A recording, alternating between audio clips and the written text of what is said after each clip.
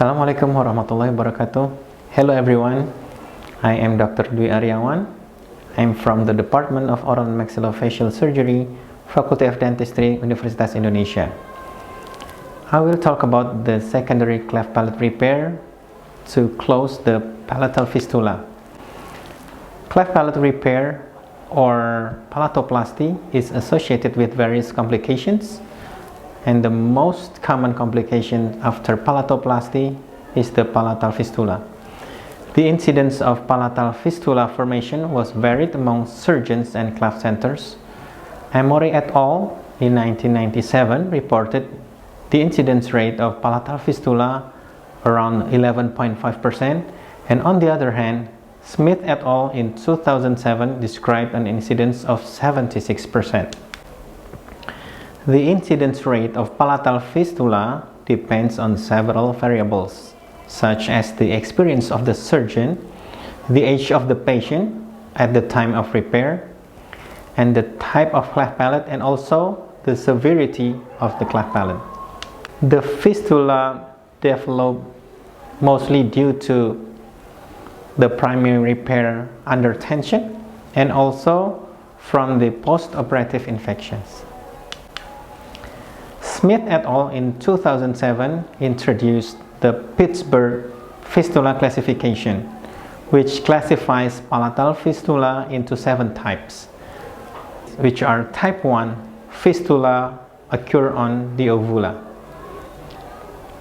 type 2, fistula occur within the soft palate; type 3, fistula found in the junction of soft palate and hard palate; type 4, the fistula were found on the hard palate; type 5, fistula located at the incisor foramen; type 6, it's the lingual alveolar type; type 7 is the labial anterior fistula.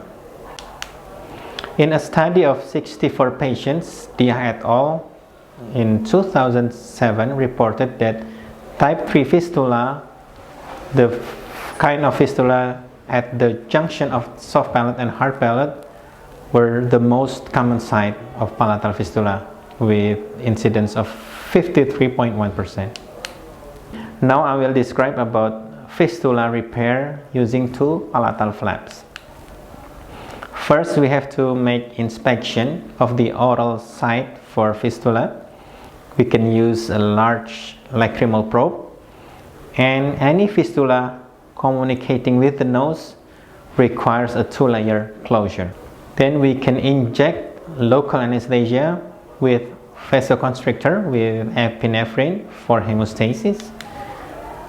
And for narrow or small palatal fistula, usually only require 1 palatal flap from one side and closure with 2-layer closure.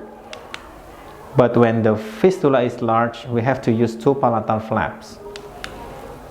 So after we make the incision, the palatal flaps are raised and the subperiosteal dissection is extended posteriorly on either side of the greater palatine neurovascular bundle to make it more flexible.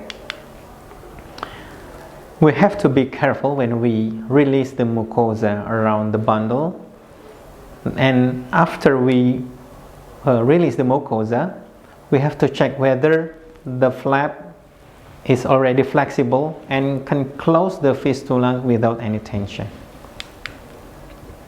Then the nasal layer is now repaired, already sutured, and followed by the suturing of the oral layer using 4-0 resolvable sutures.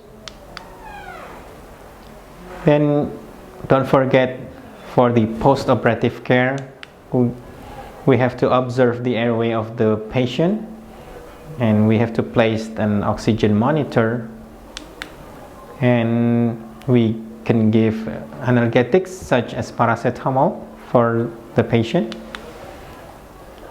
And the next day, the patient is usually discharged after adequate oral intake.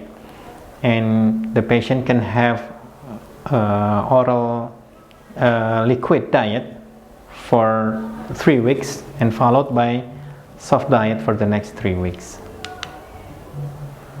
These are the references.